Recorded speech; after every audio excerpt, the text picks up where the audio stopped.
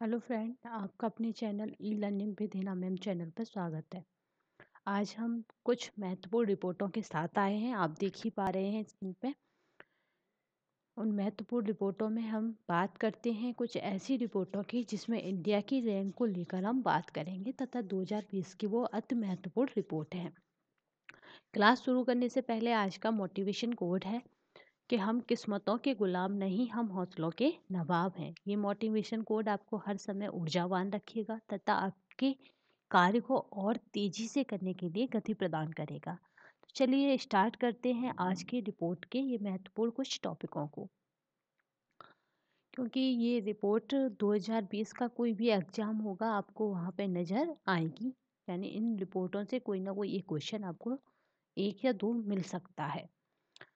तो ये रिपोर्ट आपकी जो सामने आ रही हैं वो अति महत्वपूर्ण रिपोर्टें हैं, तो आप चाहें तो नोट डाउन कर सकते हैं।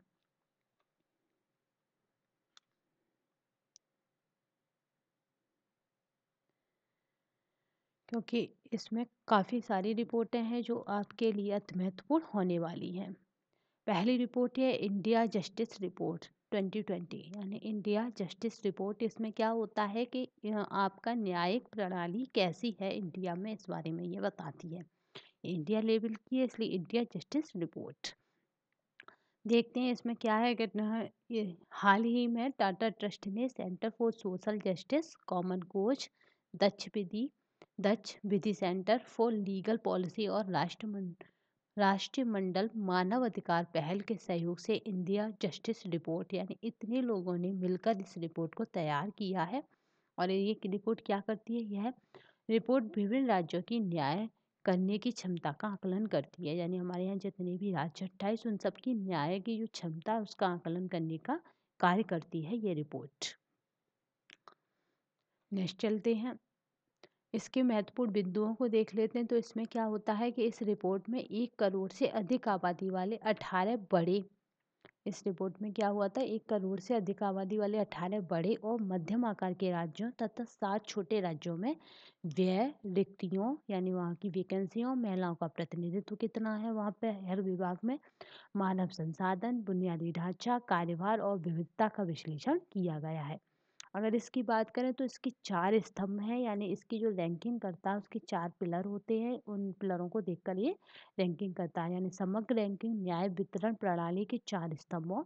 पहला न्यायपालिका, ये क्वेश्चन बन सकता है कि कितने स्तंभों पर ये रैंकिंग करता है, तो वो है हमारे 4। पहला न्यायपालिका, दूसरा पुलिस, तीसरा जेल और चौथा है जेल और कानूनी सहायता में राज्य की रैंकिंग को दर्शाती है।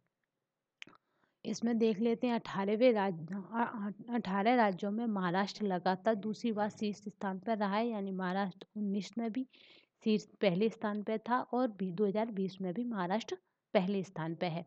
इसके बाद तमिलनाडु और तेलंगाना थे तथा इसमें अंतिम स्थान की बात करें तो उत्तर प्रदेश अंतिम पर आया, यानी 18वें नंबर पर कौन रहा? यूपी।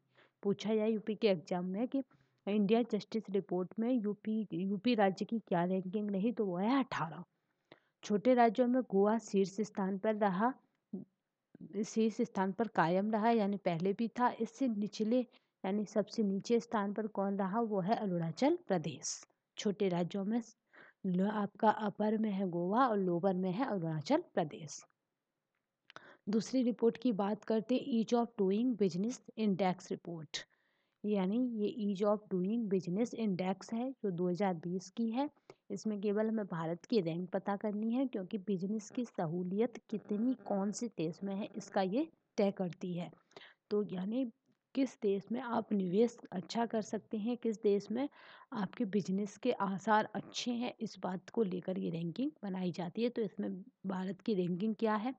इसमें most recent ranking come of the doing business 2020 report है। और इसमें अगर हम देखें तो न्यूजीलैंड इज द टॉप रहा है। कब से रहा है? वो 17 से 2020 तक, आप ऐसे याद कर सकते हैं। अगर भारत की रैंकिंग की पूछें तो इसमें 63 है भारत की रैंकिंग। और भारत किस ग्रुप में आता है इसमें? तो लोअर इनकम कंट्रीज में भारत की जो आई है वो लोअर इनकम कंट्रीज़ के कॉलम में आया है compare to lower income countries. क्योंकि इन्होंने क्या किया था, इनकम वाइज 4 भागों में बांटा था। चलिए देखते हैं मानव विकास report, human development report HDR 2020, यानी ये आपके डेवलपमेंट को दर्शाती है। संयुक्त राष्ट्र विकास कार्यक्रम यानी UNDP द्वारा जारी मानव विकास रिपोर्ट। ऐसे भी आ सकता है कि मानव विकास रिपोर्ट कौन जारी करता है, तो वो आपका UNDP यानी संयुक्त राष्ट्र विकास कार्यक्रम के अनुसार मानव विकास सूचकांक में ह्यूमन डेवलपमेंट इंडेक्स में भारत 131वें स्थान पर है। उल्लेखनीय है कि गत वर्षों में इस सूचकांक में 129वें स्थान पर था, यानी भारत पहले से ही था और क्या हुआ, इसमें गिरावट आ गई और 131वें स्थान पर हो गया। पहले 2019 में 129वें स्थान पर था। मानव विकास सूचकांक में पिछड़ा भारत, यानी मानव विकास सूचकांक में क्या हुआ, भारत पिछड़ गया। इसमें अभी कितने देश लिए गए थे मानव विकास सूचकांक की रिपोर्ट में, तो 189 यानी 189 सदस्य। वैश्विक नवाचार सूचकांक यानी ग्लोबल इनोवेशन इंडेक्स, यानी ये देखता है कि विश्व स्तर पर आप कितना कुछ नया कर रहे हैं, नवीन कर रहे हैं, यानी इनोवेशन कर रहे हैं, कुछ नवीन परियोजनाएं ला रहे हैं। तो इसमें भारत किस पे रहा है देख लेते हैं। ग्लोबल इनोवेशन इंडेक्स यानी GII 2020, हाल ही में जारी वैश्विक नवाचार सूचकांक 2020 ग्लोबल इनोवेशन इंडेक्स GII में भारत को 48वां स्थान प्राप्त हुआ है, जिसमें भारत पहली बार वैश्विक नवाचार सूचकांक में शीर्ष 50 देशों के समूह में शामिल हो सका। यानी अगर भारत की बात करें तो यहाँ भारत प्लस पॉइंट में आ रहा है, क्योंकि भारत ने 50 देशों में अपनी जगह बना ली है, यानी अभी उसकी रैंक है 48। ये परीक्षा की दृष्टि से महत्वपूर्ण है, क्योंकि हो सकता है कि इसी को पूछ लिया जाए, क्योंकि ग्लोबल इनोवेशन इंडेक्स में ही आपका मेक इन इंडिया पार्ट की आ जाता है। तो 50 देशों के समूह में शामिल हो गया है। अब बात करते हैं WIPO का, तो इसका पूरा नाम वर्ल्ड इंटेलेक्चुअल प्रॉपर्टी ऑर्गेनाइजेशन है, यानी विश्व बौद्धिक संपदा संगठन है, यही इसको जारी करती है। अगर इसके प्रमुख बिंदु देखें, क्योंकि वो पूछा जा सकता है कि नवाचार जो रिपोर्ट है उसे कौन पेश करता है, तो आपका WIPO यानी विश्व बौद्धिक संपदा संगठन द्वारा जारी वैश्विक नवाचार सूचकांक का यह 13वां संस्करण था। 2020 में कौन सा रिपोर्ट पास की है इसने, 13वां। वैश्विक नवाचार सूचकांक 2020 में स्विट्जरलैंड का पहला स्थान प्राप्त हुआ है, जबकि आपका स्वीडन और अमेरिका को क्रम से दूसरा और तीसरा स्थान प्राप्त हुआ है। वहीं ब्रिटेन और नीदरलैंड इस सूचकांक में क्रम से चौथे और पांचवें स्थान पर मौजूद रहा है, यानी 5 तक ये देश रहे हैं। हमने जगह बनाई है 50 के अंदर। फिर 10 स्थान पर उच्च आय वाले देशों के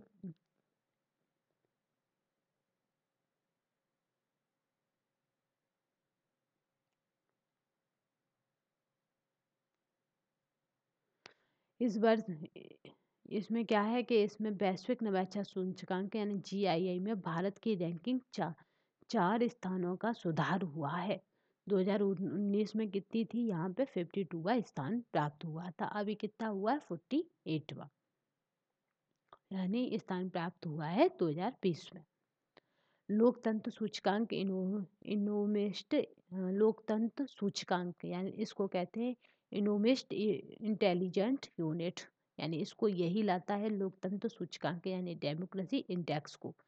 तो ये 2020 की है। इसमें देख लेते हैं हाल ही में इकोनॉमिस्ट इंटेलिजेंस यूनिट का क्या हुआ, द्वारा लोकतंत्र सूचकांक यानी डेमोक्रेसी इंडेक्स में भारत 2 अंकों की गिरावट के साथ आपका 53वें स्थान पर है और 2019 में ये 91वें स्थान पर था, यानी यहाँ स्थिति और बिगड़ गई है। तो आपका डेमोक्रेसी इंडेक्स में कहा जा रहा था कि ये इंडेक्स में इसलिए गिरावट आई है क्योंकि RCA आ गया था यहाँ पे, दूसरा जम्मू कश्मीर के जो अनुच्छेद था 370 उसकी वजह से, और जम्मू कश्मीर में जो भी आर्टिकल चल रहे थे उनकी वजह से। इस रिपोर्ट ने खुद बताया है कि इसलिए भारत में क्या हुआ कि 2 अंकों की गिरावट दर्ज की गई, क्योंकि RCA की वजह से तो लोकतंत्र को आघात पहुंचा, यानी शरणागति वाला जो मुद्दा था उसको लेके।